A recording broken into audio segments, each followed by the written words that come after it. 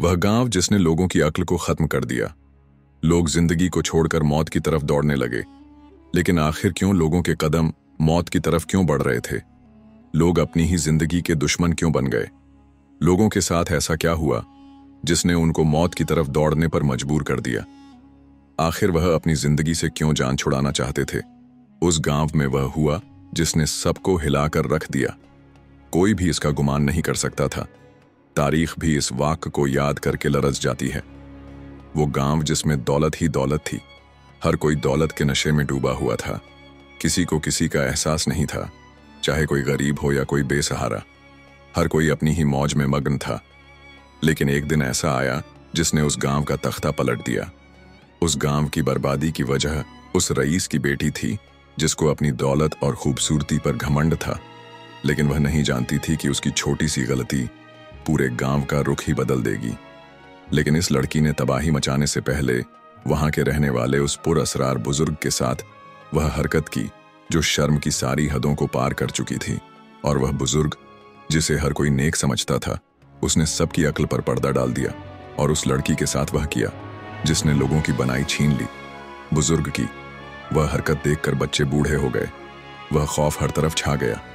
लड़की की बेहयाई तो एक जगह रह गई, लेकिन बुजुर्ग की वह हरकत जिसने सबके दिल खौफ से फटा दिया। आज से पहले आपने ऐसा दर्दनाक वाकया कभी नहीं सुना होगा और ना कभी देखा होगा। आज हम आपको एक ऐसे वाकये की तरफ लेकर जा रहे हैं जो तारीख भी याद करके रोती है। एक ऐसा गांव जिसकी खूबसूरती की मिसाल लोग दिया करते थे। उस गांव में हर चीज मौजूद थी। एक तरफ उसकी खूबसूरती, दूसरी तरफ वहां के रहने वाले अमीर लोग जिनके महंगे महंगे घर थे। उनके पास दौलत के अंबार लगे हुए थे। वह सब थे तो मुसलमान, लेकिन शायद उनका ईमान सिर्फ दौलत थी। वहां कुछ ऐसे भी थे जो अल्लाह की याद से जुड़े रहते, लेकिन कुछ अमीर ऐसे भी थे जो सिर्फ अपनी दौलत को ही तरजीह देते। उनके दिल के अंदर गरीबों की कोई इज्जत नहीं थी। वो गरीबों और बेसहारा लोगों को हकीर समझते थे। लेकिन उसी गांव में एक ऐसा बुजुर्ग रहता था जो पुरअसरार शख्सियत का मालिक था। लोग उससे दूर रहते और हर कोई उसे मनहूस समझता। कोई भी उसके पास तक नहीं जाता था, लेकिन उसके पास कुछ ऐसी चीजें थीं जो हर किसी को डराए रखती थीं। वह बुजुर्ग, जो देखने में तो काफी नेक थे और अल्लाह की इबादत में भी मशगूल रहते थे, नमाज भी 5 वक्त की पढ़ते और रोजे भी रखा करते थे। लोग हैरान थे कि वह नेक तो थे, लेकिन उनकी हालत से लगता नहीं था कि यह कहीं से नेक थे। दरअसल वह बेचारे गरीब थे। लोग जितना उनसे नहीं डरते थे, उतना उनके आसपास रहने वाली चीजों से डरते थे जो उनसे बहुत करीब थीं। और बुजुर्ग भी हर वक्त उन्हीं के साथ साथ वक्त गुजारा करते थे। उनका किसी इंसान के साथ कोई इतना गहरा ताल्लुक नहीं था। वह खुद को तन्हाई में रखते और अल्लाह की इबादत करते रहते। जब कुछ वक्त इबादत से फोरग होते तो उन्हीं चीजों के साथ रहते जो उनको ज्यादा अजीज थी। लोग इस बात पर हैरान थे कि वह चीजें सबसे तो डरती थीं, लेकिन बुजुर्ग के करीब थीं। बुजुर्ग के पास बहुत सारे काले कौए थे। बुजुर्ग उन काले कौ को दाना डाला करते थे, जिस वजह से वह परिंदे उनसे बहुत मानूस हो चुके थे। वह हर वक्त उनके पास रहते थे। ऐसे ही देखते देखते पूरे गांव के बहुत सारे परिंदे उनके आसपास मंडराते रहते। बुजुर्ग की झोपड़ी गम से थोड़े से फासले पर थी। पास ही एक बड़ा सा काला जंगल था जो बहुत ही खौफनाक था। आज तक गम का कोई शख्स उस जंगल में नहीं गया था। ये वह परिंदे थे जो उस जंगल में रहते थे और गांव में सिर्फ उस बुजुर्ग के पास ही आकर रहते। गांव वाले इसी वजह से उन परिंदों से डरा कर करते थे। गम के कुछ नेक लोग जो अमीर तो थे लेकिन नेक भी थे। अल्लाह ने उनको बहुत बड़ा दिल दिया हुआ था। उनको बुजुर्ग और उनके परिंदों से कोई डर और खतरा नहीं था, क्योंकि वह अपनी ही जिंदगी जी रहे थे और उन्होंने कभी किसी गांव वाले को नुकसान भी नहीं पहुंचाया था। बस वह लोग थे जो अपनी दौलत को ही सब कुछ समझते थे और दूसरों को हकीर समझते थे। वही लोग बुजुर्ग को गलत नजर से देखते और उनके परिंदों से भी नफरत करते थे। वो अमीर लोग जो बुजुर्ग से मोहब्बत करते थे, हर रोज सुबह और शाम उनको खाना दिया करते थे। बुजुर्ग के अंदर दुनिया की लालच नहीं थी। उनको अपने पेट की परवाह नहीं थी। वो दुनिया की हकीकत को जान चुके थे। इसीलिए वो लोग जो उनको खाना देते, आधा वो परिंदों को डाल देते और आधा खुद खा लेते। कभी कभी तो वह खुद रोजा रख लेते और सारा खाना परिंदों को डाल देते थे, जिस वजह से परिंदों की मोहब्बत भी और बढ़ती जा रही थी। जो कोई भी उस बुजुर्ग के घर के पास से गुजरता तो डर जाता, क्योंकि परिंदों की इतनी ज्यादा तादाद थी जैसे कि पूरे जंगल के परिंदे बुजुर्ग के पास आकर रुक गए हों। बुजुर्ग भी लोगों की वजह से कभी गम के अंदर नहीं आए थे।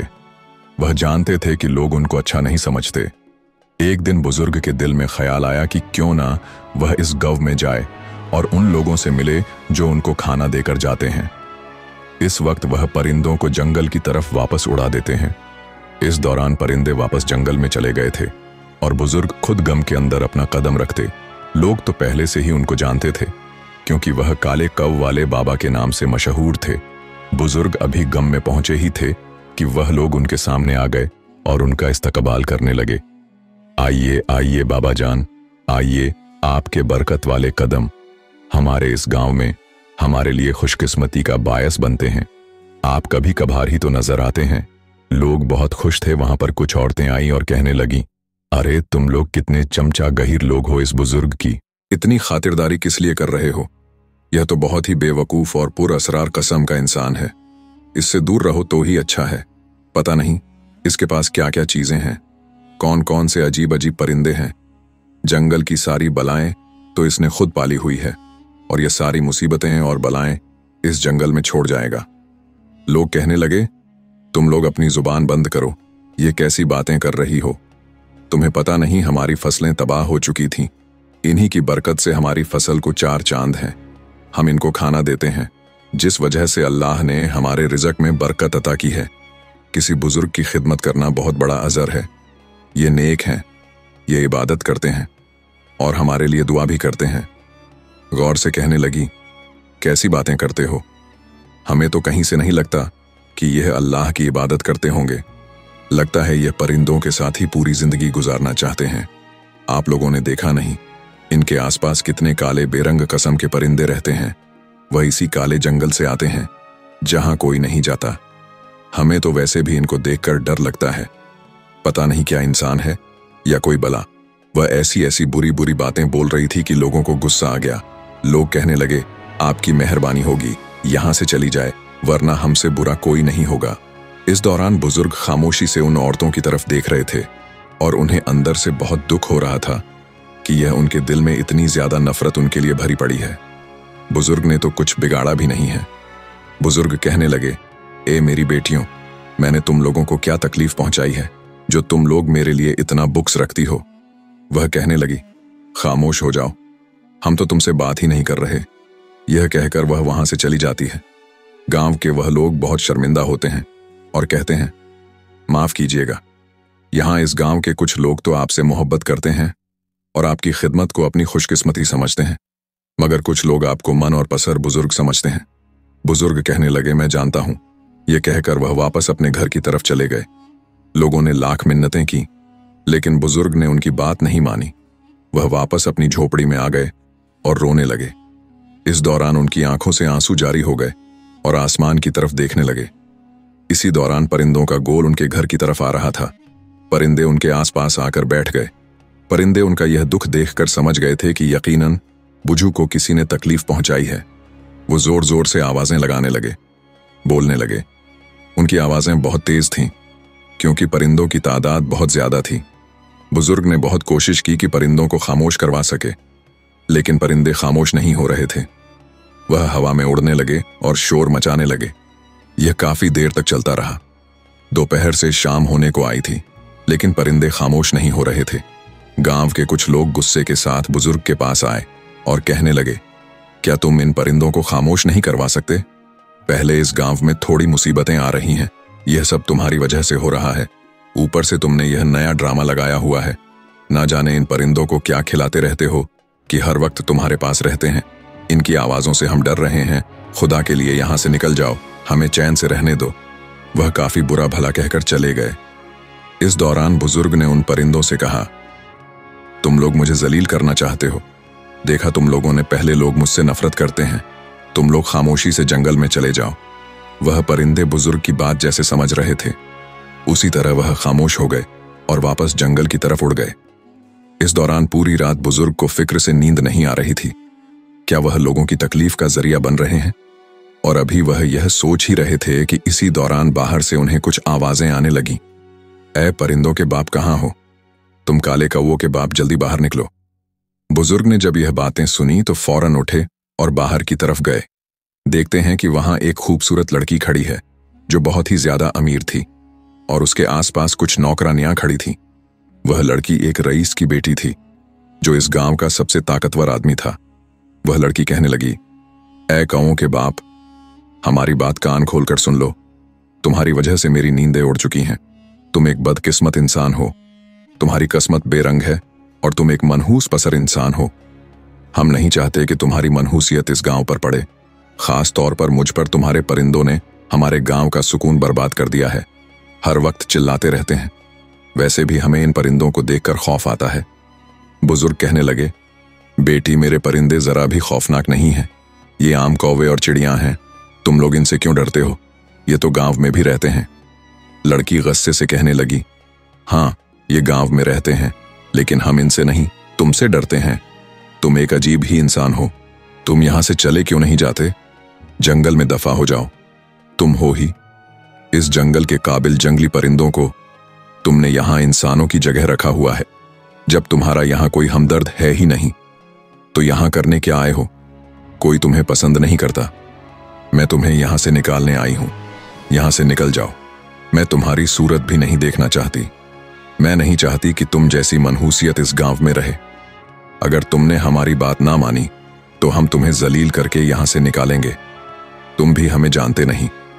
इस पूरे गांव में मेरे अब्बा की हुकूमत है। सबसे ज्यादा दौलत हमारे पास है।" बुजुर्ग कहने लगे, "मैंने तुम लोगों का क्या बिगाड़ा है? मैंने कभी तुम लोगों के पास मांगने नहीं आया। मेरे परिंदे तो तुम्हें कुछ भी नहीं कहते। यह तो अल्लाह की मखलूक है। इनसे तुम्हें कोई मसला नहीं होना चाहिए।" वह लड़की कहने लगी, "लगता है तुम ऐसे नहीं मानोगे। रुको, सब्र करो, फिर मैं तुम्हें देखती हूं कि तुम कैसे नहीं जाते।" यह कहकर वो अपने साथियों के साथ अपने घर चली जाती है। लेकिन यहां बुजुर्ग बहुत उदास हो गए थे। वो उसी दौरान आसमान की तरफ नजर उठाकर रोने लगते हैं और दुआ मांगते हैं, "ऐ मेरे अल्लाह, मैंने इन लोगों का क्या बिगाड़ा है? न जाने ये मुझे कितना गलत समझते हैं। मेरा रब, मुझे इनकी कोई परवाह नहीं। बस तू मेरे दिल से वाकिफ है। मेरी नीयत तेरे सामने है। मुझे किसी से कोई गर्ज नहीं। यह परिंदे तो तेरी मखलूक हैं।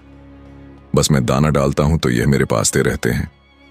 रात पूरी बुजुर्ग की जागते हुए गुजर गई। वह इबादत में मशगूल रहे।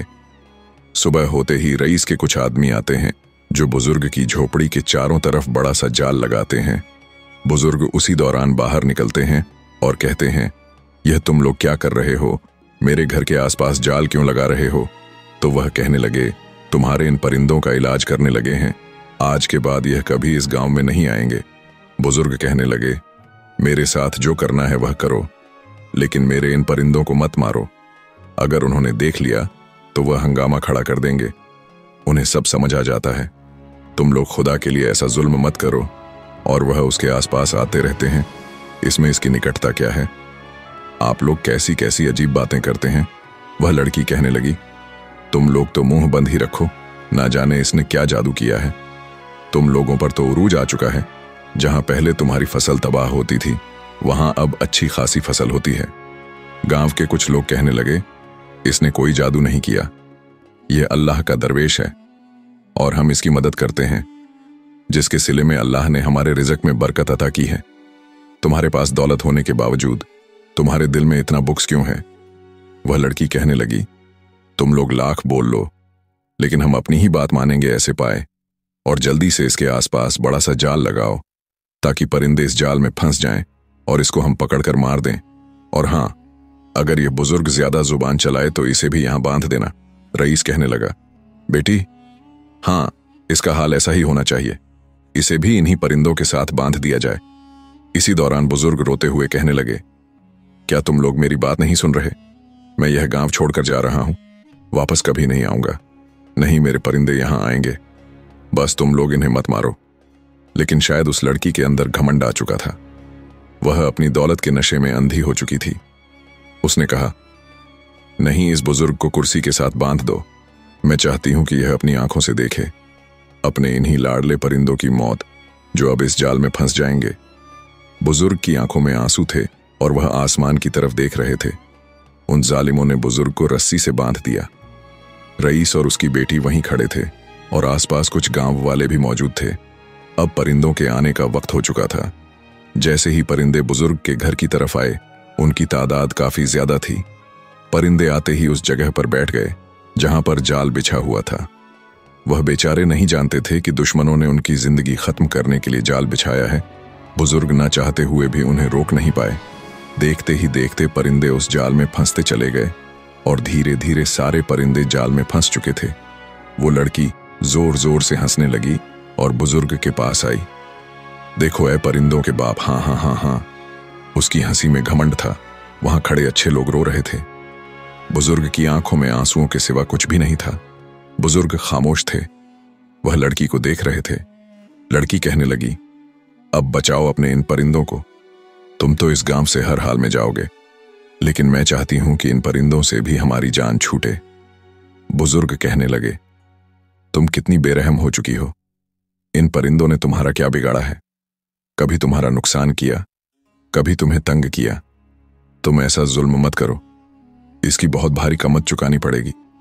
बुजुर्ग ने जब यह लड़की से कहा तो लड़की उसी दौरान बुजुर्ग के मुंह पर थप्पड़ मारने ही लगी थी कि उसके बाप ने मना कर दिया।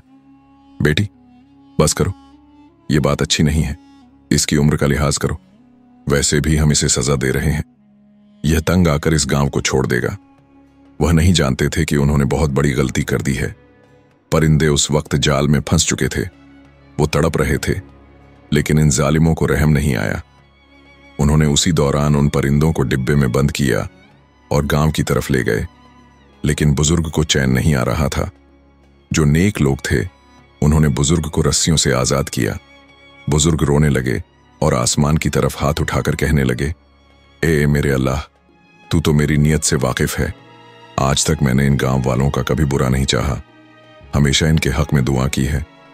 ए मेरे अल्लाह, लेकिन ई ने मेरे साथ क्या किया तू तो देख रहा है। लेकिन फिर भी मैं बदुआ नहीं दूंगा। यह अपनी नीयत का बोया काटेंगे। मैं हमेशा के लिए यह गांव छोड़कर जा रहा हूं। तुम लोग अच्छे थे। तुम लोगों ने मेरे साथ आज तक बहुत अच्छाई की है। अल्लाह तुम्हें इसका अजर देगा, लेकिन इन जालिमों को उनकी नीयत का हिसाब मिलेगा। वह रोने लगे। गांव के अच्छे लोग कहने लगे, खुदा के लिए यह गांव छोड़कर मत जाइए। बुजुर्ग कहने लगे, अब मेरे रहने की कोई गुंजाइश बची ही नहीं। मेरे इन लाडले परिंदों को इन्होंने बहुत बुरी अजियत दी है। मैं यहां हरगिज नहीं रहूंगा। यह कहकर बुजुर्ग वहां से खाली हाथ ही चले गए। वहां खड़े लोग रोते रहे और उनको बहुत दुख हो रहा था, क्योंकि रईस और उसके आदमियों ने बुजुर्ग के साथ बहुत बुरा किया था। उन 3-4 लोगों में से एक नौजवान ने कहा, चलो चलकर देखते तो हैं बुजुर्ग की झोपड़ी में आखिर क्या सामान पड़ा है। जैसे ही वह नेक लोग बुजुर्ग की झोपड़ी में गए, वहां एक बड़ा संदूक पड़ा था और एक बर्तन, इसके सिवा एक चादर थी और कुछ भी नहीं था। वह लोग हैरान रह गए कि बुजुर्ग के पास सिर्फ इतना ही सामान था, और उन्होंने खामोशी के साथ सब्र के साथ अपनी जिंदगी गुजारी, इबादत भी की। लेकिन इन जालिम गांव वालों ने उनके साथ बहुत बुरा सलूक किया। उनमें से एक नौजवान कहने लगा, चलो इस संदूक को खोलते हैं। उन्होंने लाख कोशिश की, लेकिन वह संदूक नहीं खुला। उन्हें समझ नहीं आ रहा था कि आखिर हो क्या रहा है। एक नौजवान कहने लगा, ऐसा करते हैं, संदूक को तोड़ देते हैं। तुरंत दूसरा नौजवान बोल पड़ा, हरगिज ऐसा नहीं करेंगे। ये तुम क्या कह रहे हो? ना जाने इसमें क्या चीज है। ये बुजुर्ग की अमानत है, हमें इन्हें सौंप नहीं होगी। उन्हें क्या पता था कि सुबह का सूरज एक बड़े भयानक खौफ के साथ तुल्लू होगा और वह गांव की सोच भी बदल देगा। जहां लोग हंसी खुशी जिंदगी गुजार रहे थे, वहां एक नया मोड़ आने वाला था। वह अब भी अपने गांव की तरफ जा ही रहे थे कि गांव में उन्हें हंगामा सुनाई दिया। वह सब डर गए। उन्हें पता चल चुका था कि यकीनन कुछ बुरा होने वाला है, क्योंकि गांव वालों ने बुजुर्ग के साथ जुल्म की इंतहा कर दी थी। लेकिन जब कुछ दूर आगे बढ़े तो देखा कि रईस की बेटी अपने सिपाहियों के साथ आ रही थी। साथ रईस भी था। वह नेक लोग कहने लगे, अब क्या करने आए हो? रईस की बेटी कहने लगी, हम इस झोपड़ी को आग लगाने आए हैं। हम नहीं चाहते कि इस बुजुर्ग की कोई भी निशानी इस गांव में रहे और नाहूसत फैले। इसी दौरान वह नौजवान कहने लगा, तुम लोग सच में बहुत भटक चुके हो। पहले भी तुम लोगों ने इनके साथ बहुत बुरा किया है। यह ना मुनासिब है, ना जाने अल्लाह की पकड़ कितनी सख्त है। हम लोग दौलत के नशे में इतने अंधे ना हो जाएं कि किसी फकीर दरवेश को नुकसान पहुंचाए। यह तुम लोग क्या कर रहे हो? इनके पास ऐसी कोई चीज नहीं थी। इनके पास सिर्फ यह संदूक था, एक पानी का बर्तन और एक चादर थी। इसके सिवाय इनके पास कुछ भी नहीं था। यह तो एक सादा जिंदगी गुजार रहे थे। ना जाने तुम लोगों को क्या हो गया। वह लड़की कहने लगी, नहीं नहीं, तुम क्या जानो, ये वाकई नहुसत थी। हमारे गांव पर तुमने कभी गौर नहीं किया। वह कहने लगे, अरे यह नाहुसत नहीं थे, यह तो अच्छे इंसान थे। यह हमारे हक में दुआ करते थे। हमने खुद खुफिया तरीकों से इन्हें सुना था। जब यह इबादत करते थे तो हमारे गांव के लिए दुआ करते थे। तुम लोग नहीं जानते, हमारे गांव में पहले कितनी कहत साली पड़ा करती थी। फसलें इतनी अच्छी नहीं होती थीं, लेकिन इनकी दुआ की बदौलत हमारे गांव को 4 चांद लग गए। तुम लोग क्यों नहीं समझ रहे? तुम्हारे पास दौलत क्या आई? तुम तो अंधे हो चुके हो। उन परिंदों को क्या किया तुम लोगों ने? रईस की बेटी हंसते हुए कहने लगी, अरे वो परिंदे, हमने उन्हें कैद कर दिया है। चलो सिपाहियों, ये झोपड़ी जला डालो। इस दौरान उन्होंने बुजुर्ग की वो झोपड़ी भी जला दी। वहां खड़े लोग कहने लगे, तुम लोग अब अल्लाह के अजाब का सामना करोगे। कहकर वह वहां से चले गए। लेकिन वहां पर रईस, उसके कुछ आदमी और उसकी बेटी, जिन पर घमंड का नशा सवार था, बहुत जोर जोर से हंसने लगे। अब जान छूटी, अब यह बला हमेशा के लिए जल गई है। ना वह बुजुर्ग कभी आएगा, ना उसके परिंदे कभी आजाद होंगे, और ना ही यह झोपड़ी रहेगी। यह कहकर वो वहां से चले गए। जैसे ही वह वक्त आ चुका था जब इन लोगों को उनके घमंड का अंजाम मिलने वाला था, जंगल की तरफ खौफनाक आवाजें आ रही थीं। हर कोई डरा हुआ था। धुआं ही धुआं उठ रहा था। ना जाने क्या हो रहा था। जमीन भी कांप रही थी। पूरा गांव इकट्ठा हो चुका था और सब कह रहे थे, अल्लाह खैर करे। वह आवाजें उसी तरफ से आ रही थीं जहां बुजुर्ग की झोपड़ी थी, क्योंकि उनके पास ही एक बड़ा सा जंगल था। वो परिंदे जिन्हें उन्होंने बंद किया था, वह भी चीख रहे थे, फड़फड़ा रहे थे। रईस की बेटी डर कर कहने लगी, अब्बा जान, मुझे लगता है कुछ बुरा होने वाला है। आपको आवाजें सुनाई नहीं दे रही। यह परिंदों की आवाजें हैं, लेकिन यह आवाजें बहुत खौफनाक हैं। लगता है इस बुजुर्ग की वजह से यह परिंदे हमारे गांव पर हमला कर देंगे। रईस हंसता हुआ कहने लगा, अरे बेटी, यह जंगल से आवाजें आ रही हैं, यह परिंदों की आवाजें नहीं हैं। ये तो बहुत छोटे परिंदे हैं। ये हमारा क्या बिगाड़ सकते हैं? उसे नहीं पता था कि उसका घमंड आज मिट्टी में मिल जाएगा। इसी दौरान जंगल की तरफ से एक औरत भागती हुई आई जो वहां बकरियां चरा रही थीं। वह घबराई हुई चिल्लाने लगी, गजब हो गया, हम नहीं बचेंगे, कोई नहीं बचेगा। रईस कहने लगा, क्या हो गया है? ऐसे क्यों बोल रही हो तुम? औरत रोती हुई कहने लगी, गांव में अल्लाह का अजाब आ रहा है। ना जाने वो परिंदे जिनका साइज बहुत बड़ा है, जंगल में गस्से से हर चीज तबाह कर रहे हैं।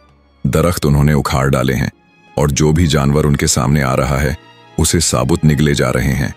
हम कैसे बचेंगे? मेरी बकरियां भी वह परिंदे खा गए हैं। मैं क्या करूंगी? गांव में एकदम से दहशत का माहौल बन गया। कुछ लम्हों के बाद उनके सामने एक ऐसा दर्दनाक मंजर आया कि रईस चीख पड़ा, फौरन इन परिंदों को आजाद कर दो। लगता है इस बुजुर्ग की नाफरमानी का अंजाम मिलने वाला। जल्दी से उन परिंदों को आजाद किया गया। वह परिंदे फौरन उड़कर आसमान की तरफ बुलंद हो गए। लेकिन कुछ ही लम्हों के बाद जंगल से कुछ और बड़े और खतरनाक परिंदे सामने आने लगे। उनका साइज इतना बड़ा था कि उनके सामने जो आ रहा था वह उसे खा रहे थे। यह अल्लाह के अजाब की एक सूरत थी जो इस गांव पर उनके घमंड और गुनाहों की वजह से आई थी। वह परिंदे धीरे धीरे गांव की तरफ बढ़ते जा रहे थे। उन्होंने रास्ते में लगी फसल को तबाह कर दिया। सारी फसल बर्बाद हो गई थी। वो सारी जमीनें रईस की थीं। जब उसने अपनी तबाही अपनी आंखों से देखी तो उसकी आंखों से आंसू गिरने लगे। उसकी बेटी कहने लगी, अब्बा जान, यह सब मेरी वजह से हुआ। मैं ही इन्हें नहुसत समझती थी। न जाने हमारा कितना नुकसान हो गया। रईस गुस्से से जोरदार थप्पड़ अपनी बेटी के मुंह पर मारता है और चिल्लाता है, यहां से दफा हो जाओ, मेरी आंखों के सामने मत आओ। तुम्हारी वजह से हमें जुल्म का सामना करना पड़ रहा है। लोग भागने लगे। उन्हें समझ नहीं आ रहा था कि आखिर हो क्या रहा है। लेकिन उनके सामने एक ऐसा अजीब मंजर था जिसने सबको हिलाकर रख दिया। वह परिंदे सिर्फ उसी बस्ती की तरफ जा रहे थे जो जालिमों और अमीर घमंडी लोगों की थी। जो नेक लोग थे वह खुश हो गए। वह समझ चुके थे कि अल्लाह ने उनकी इज्जत को महफूज रखा, क्योंकि वह अच्छे थे, नेक दिल थे और बुजुर्ग के साथ अच्छा सलूक करते थे। रईस को एहसास हो चुका था कि उसने बहुत गलत किया है और अब उसे इसकी भारी कीमत चुकानी पड़ेगी। उसकी सारी फसल तबाह हो चुकी थी, एक दाना भी नहीं बचा था। अब उन परिंदों का रुख रईस के उन गोदामों की तरफ था जिनमें उसकी सारी जमा पूंजी रखी थी। वह परिंदे झटपट अपनी चोंचों से गोदाम के दरवाजे तोड़ देते हैं और अंदर रखी सारी फसल को खाने लगते हैं। रईस ना चाहते हुए भी कुछ नहीं कर पा रहा था, क्योंकि उसकी ताकत जवाब दे चुकी थी। उसकी वही बेटी जो हमेशा घमंड में रहती थी, अब खुद अपने घमंड में गर्क हो चुकी थी। इतने में वह औरत जो बकरियां चराने वाली थी, जोर से बोल पड़ी, तुम लोगों को क्या पता था कि ये कितने नेक इंसान थे? तुम लोगों ने उन्हें गांव से निकालकर बहुत बड़ी गलती की। उनकी बरकत से गांव में मुसीबतें नहीं आती थीं, वरना गांव के आमाल तो इतने अच्छे नहीं थे। क्यों रईस, तुम नहीं देख रहे? यह परिंदे सिर्फ तुम्हारी ही तरफ क्यों जा रहे हैं? तुम्हारी ही बस्ती के आसपास क्यों है? यह अमीर लोगों पर ही क्यों हमला कर रहे हैं? इन गरीब किसानों पर क्यों नहीं जा रहे? जो नेक थे, जो मदद करते थे, ये सिर्फ तुम लोगों को ही सजा देंगे, क्योंकि तुम लोग अपने ही घमंड में अंधे थे। वह कहने लगी, जाओ ढूंढो उस बुजुर्ग को, वही माफ करेंगे तो यह अजाब टलेगा, वरना यह सब खत्म हो जाएगा। रईस को इस वक्त हाथ पैरों की पड़ चुकी थी। क्या करें तो आखिर करें? क्या वह जल्दी से अपनी सिपाहियों के साथ बुजुर्ग की तलाश में चला जाता है? लेकिन पीछे से सब साफ हो चुका था। वो परिंदे अब पेट भर के वहीं बैठ चुके थे। उन्होंने रईस का बहुत नुकसान किया और आसपास के घमंडी लोगों की फसल भी तबाह कर दी। उनके पास कुछ भी नहीं बचा था सिवाय घरों के। अब उनको इस बात का डर था कि कुछ देर के बाद जब परिंदों को दोबारा भूख लगेगी तो वह उनको भी खा ना जाए और उनके जानवरों को भी नुकसान ना पहुंचाए। बहुत तलाश करने के बाद बुजुर्ग उनको कहीं नहीं मिले। वो मायूस हो गए और रोने लगे। रईस अपना सिर जमीन पर बार बार मारने लगा कि मैं कितना कमबख्त था, मैं उनको पहचान नहीं सका। मैं बहुत घमंडी था। उसके आसपास कुछ नेक लोग भी थे, वह भी तलाश में उसके साथ थे। वह कहने लगे, क्या हो सकता है, अब हम क्या करेंगे? धीरे धीरे हमारा पूरा गांव तबाह हो जाएगा। वह रईस रोने लगा, ऐ बुजुर्ग, ऐ अल्लाह के नेक बंदे कहाँ हो? तुम आ जाओ, खुदा के लिए हमें माफ कर दो, हमें अपना अंजाम मिल चुका है। दूर उनको एक दरख्त के साथ एक धुआं दिखाई दिया, जो आग जलने का धुआं था। वो नौजवान कहने लगा, वो देखो, लगता है बुजुर्ग वहां है। वो जब उस दरख्त के पास पहुंचे तो एक छोटी सी झोपड़ी थी जिसमें एक बुजुर्ग आराम फरमा रहे थे। वह वही बुजुर्ग थे जो इस गांव से निकाले गए थे। वहां पर भी चंद परिंदे आए बैठे थे। वह रईस उसी दौरान बुजुर्ग के कदमों में गिर गया और माफी मांगने लगा। आप यहां आ गए हैं, आपकी नाराजगी ने हमें तबाह कर दिया है, आपने हमें बदुआ दी है, हमें माफ कर दीजिए। हम पर अल्लाह का कहर नाजिल हुआ है, वो बड़े बड़े परिंदे हमारी तबाही कर गए हैं। बुजुर्ग कहने लगे, मैंने तुम लोगों को कोई बद्दुआ नहीं दी, तुम लोग अपनी नियत का ही फल काट रहे हो। जो तुम लोगों ने बीज बोया है उसी का फल है। बुजुर्ग कहने लगे, चलो मैं तुम लोगों के साथ तुम्हारे गांव में चलता हूं। बुजुर्ग रईस और गांव के कुछ लोग जब गांव में वापस गए तो देखा कि गांव तबाह हो चुका था। कुछ फसल ही बाकी थी। जो शायद नेक लोगों की वजह से बची थी, वो उनकी फसल थी जो बेगुनाह थे। लेकिन रईस को तो दिन में तारे नजर आ चुके थे। बुजुर्ग कहने लगे, यह वह परिंदे हैं जो बेगुनाह थे। जिन लोगों को तुम लोगों ने मारा है, यह अजाब की सूरत में आए हैं। तुम्हें जिस चीज पर घमंड था ना, वह चीज खाक में मिल गई। अल्लाह की लाठी बेआवाज है, उसकी जात से डरना चाहिए, किसी को नुकसान नहीं पहुंचाना चाहिए। मुझे तकलीफ तुम लोगों ने दी है, लेकिन यह सज्जा उसकी नहीं। इन परिंदों की वजह से तुम लोगों पर यह अजाब नाजिल हुआ है। बेगुनाह इन परिंदों को तुम लोगों ने मारा है। वह रईस अब अपने ही घमंड में आकर खाक में मिल चुका था। उसका घमंड फना हो चुका था। वह परिंदे वापस अपनी असली हालत में आकर आसमान की तरफ बुलंद हो गए। बुजुर्ग कहने लगे, यह तुम्हें मौका मिला है, तुम जान से भी हाथ धो सकते थे, लेकिन अल्लाह ने तुम्हें तौबा का मौका दिया है।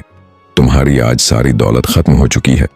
यह दौलत हकीकत में कुछ भी नहीं, अल्लाह की रजा और उसका जिक्र ही इंसान की मदद करता है, मुश्किलों और मुसीबतों से रोकता है। रईस उसी दौरान माफी मांगने लगा। गांव के सारे जालिम और घमंडी लोग भी बुजुर्ग से माफी मांगने लगे।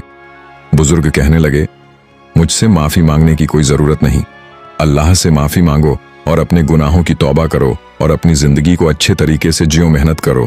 यही फसल, यही जमीन जो है तबाह हुई है, अल्लाह की बरकत से ये तुम लोगों को माला माल कर देगी। लेकिन याद रहे, कभी घमंड मत करना। और मैं यह गांव हमेशा के लिए छोड़कर जा रहा हूं। मैं यहां कभी नहीं आऊंगा। तुम लोगों ने कभी भी घमंड किया या किसी गरीब को नीचा दिखाया या किसी मजलूम जानवर या परिंदे पर जुल्म किया तो अंजाम इससे भी भयानक होगा। यह कहकर फौरन बुजुर्ग जंगल की तरफ चले गए। आज तक कोई समझ न सका कि वह बुजुर्ग कौन थे और किस मकसद के लिए आए थे। यकीनन वो लोगों को एक सबक देने आए थे कि घमंड इंसान को तबाह कर देता है। दौलत में आकर इंसान बहुत बड़े जुल्म कर गुजरता है, लेकिन अल्लाह की लाठी बेआवाज होती है। जब वह पड़ती है तो कुछ भी बाकी नहीं रहता। पूरा गांव नेक हो चुका था। रईस की वह बेटी बहुत नेक हो चुकी थी। उसने बड़ा सा मदरसा इस गांव में खोल लिया था और लोगों को दीन का सबक देने लगी थी।